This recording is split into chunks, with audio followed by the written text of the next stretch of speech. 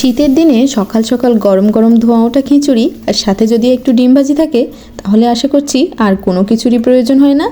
আজকে একেবারে সহজ পদ্ধতিতে একটা খিচুড়ির রান্নার রেসিপি শেয়ার করছি। আর আজকের রান্নাটা আমি সমস্ত শীতকালীন সবজি দিয়েই করেছি। আশা করছি আপনাদের কাছে ভালো লাগবে। তো রান্নার জন্য আমি এখানে পরিমাণ মতো চাল আর ডাল ধুয়ে নিয়েছি। এখানে 1.5 কাপ মতো চাল আছে আর 2 কাপ মতো আছে মসুর ডাল। তো আপনারা চাইলে 3 রকম ডাল দিয়েই করতে পারেন, আমি আজকে শুধু মসুর ডালটাই দিয়ে করছি। তো তারপর এখানে দিয়ে দিয়েছি পরিমাণ মতো লবণ, হলুদ, 2টা তেজপাতা মাঝখান দিয়ে কেটে দিয়ে দিয়েছি আর দিয়েছি পেঁয়াজ কুচি। তারপর একে একে সমস্ত বাটা মশলাগুলোও দিয়ে দিচ্ছি। দিয়ে দিয়েছি জিরা বাটা 1 চামচ, দিয়েছি শুকনো মরিচ বাটা, ঝালটা অবশ্যই যে যেমন খান সেরকমই প্রয়োজন বুঝে দেবেন। আর তারপর দিয়ে দিয়েছি আদা রসুন বাটা 1.5 টেবিল চামচ মতো। আর সবশেষে দিয়ে দিচ্ছি পরিমাণ মতো সরিষার তেল।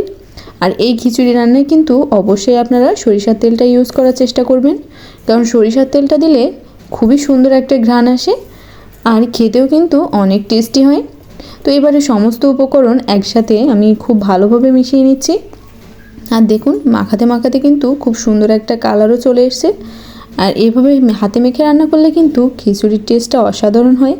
আপনারা যারা এখনও হাতে মাখা খিচুড়ি একদিনও ট্রাই করেননি তারা অবশ্যই একবার এভাবে ট্রাই করে দেখবেন, এটা আমার রিকোয়েস্ট রইল। তারপর রান্না করার জন্য আমি চুলায় একটা কড়াই বসিয়ে দিয়েছি। তারপর ভালোভাবে গরম করে নিয়ে সেখানে পরিমাণ মতো দিয়ে দিয়েছি সয়াবিন তেল। আর তেলটাকেও খুব ভালোভাবে গরম করে নিয়ে হালকা একটু হলুদ দিয়ে দিয়েছি। এবার সেখানে দিয়ে দিচ্ছি আগে থেকে কেটে রাখা সমস্ত শীতকালীন সবজি। এখানে দিয়েছি ফুলকপি, আলু আর মিষ্টি কুমড়া। আপনারা আপনাদের পছন্দ মতো যে কোনো সবজি অ্যাড করতে পারেন, তবে মিষ্টি কুমড়াটা অবশ্যই দেওয়ার চেষ্টা করবেন, কেননা খিচুড়িতে যদি মিষ্টি কুমড়া দেওয়া হয় তাহলে টেস্টটা খুব ভালো আসে। এবার মিডিয়াম হিটে সমস্ত সবজি আমি একবার খুব ভালোভাবে ভেজে নেব। তো হালকা একটু ভাজা ভাজা হয়ে আসলে তারপর এখানে দিয়ে দিচ্ছি কিছুটা পেঁয়াজ কলি কুচানো। পেঁয়াজ কলিটা দিলেও কিন্তু বেশ ভালোই লাগে খেতে। যদি হাতের কাছে না থাকে তাহলে এটা স্কিপ করতে পারেন, না দিলেও হবে। আর তারপর দিয়ে দিচ্ছি সামান্য একটু লবণ।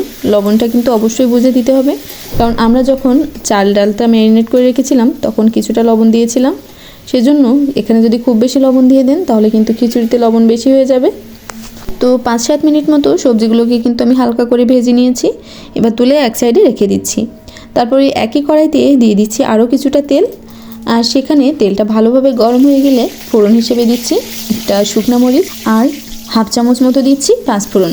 সবজি খিচুড়িতে কিন্তু পাঁচফোড়নটা দিলে খেতে খুবই ভালো লাগে। এবার সেখানে দিয়ে দিচ্ছি আগে থেকে যে চাল ডাল আমি ভালোভাবে মশলা দিয়ে মাখিয়ে রেখেছিলাম সেগুলো। এবার চাল ডালটা দেওয়ার পরে খুব ভালোভাবে নেড়ে চেড়ে একবার মিশিয়ে নিচ্ছি। হালকা একটু ভেজে নেব কিছুক্ষণের জন্য, মোটামুটি 2-3 মিনিট মতো ভাজলেই হবে। তারপর চাল ডালটা ভালো মতো ভাজা হয়ে গেলে সেখানে আগে থেকে যে আমি সবজিগুলো ভেজে রেখেছিলাম সেগুলো অ্যাড করে দিচ্ছি।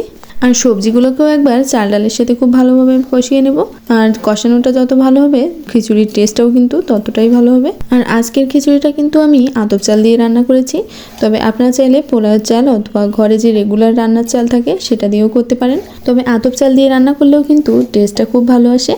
আপনারা চাইলে আতপ চাল দিয়েও রান্না করতে পারেন, তবে ঘরে রেগুলার রান্নার চাল দিয়ে যদি খিচুড়িটা রান্না করেন তাহলে সবজিটা অবশ্যই আরও পরে অ্যাড করবেন, যখন জলটা খুব ভালোভাবে ফুটে যাবে তখন। তা না হলে কিন্তু সব সবজি একেবারেই গলে যাবে। তো আমি আজকের খিচুড়িটা যেহেতু আতপ চাল দিয়েই রান্না করছি সেজন্যই সবজিটা এই পর্যায়ে অ্যাড করে দিয়েছি। তো সবজিগুলো কিন্তু চালের সাথে আমি খুব ভালোভাবে কষিয়ে নিচ্ছি। তারপর এখানে দিয়ে দিচ্ছি পরিমাণ মতো জল। আমি যেটুকু পরিমাণ চাল নিয়েছি তার জন্য এখানে টোটাল 10 কাপ মতো জল দিয়েছি। আপনারা যেটুকু চাল নেবেন সেই অনুযায়ী জল দেবেন, যাতে চাল ডালটা খুব ভালোভাবে সেদ্ধ হয়ে যায়।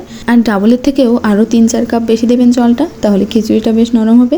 আর শীতকালীন সবজি দিয়ে কিন্তু খিচুড়িটা একটু নরম হলেই খেতে বেশি ভালো লাগে। তো আমার চাল ডালটা কিন্তু খুব ভালোভাবে ফুটে গিয়েছে আর সবজিগুলোও পুরোপুরি সেদ্ধ হয়ে গিয়েছে। আর রান্নাও কিন্তু একেবারেই শেষের দিকে। এই পর্যায়ে সব কিছু একবার নেড়ে চেড়ে খুব ভালোভাবে মিশিয়ে নিচ্ছি। এতে করে কিন্তু সবজির সাথে চাল ডালটা খুব ভালোভাবে মিক্সার হয়ে যাবে আর টেস্টটা খুবই ভালো আসে। আর সবশেষে নামানোর আগে এখানে একটা গুঁড়া মশলা অ্যাড করে দিচ্ছি।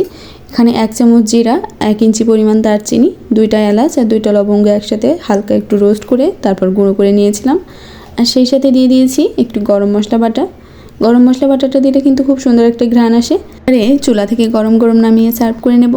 তো আজকের রেসিপিটা আপনাদের কাছে কেমন লাগলো অবশ্যই কমেন্টে জানাতে ভুলবেন না। আর ভিডিওটি ভালো লাগলে চ্যানেলটিকে সাবস্ক্রাইব করে রাখতে পারেন। দেখা হবে নেক্সট কোনো রেসিপিতে। সেই পর্যন্ত সকলে ভালো থাকবেন, সুস্থ থাকবেন। আজকের মতো এখানেই বিদায় নিচ্ছি।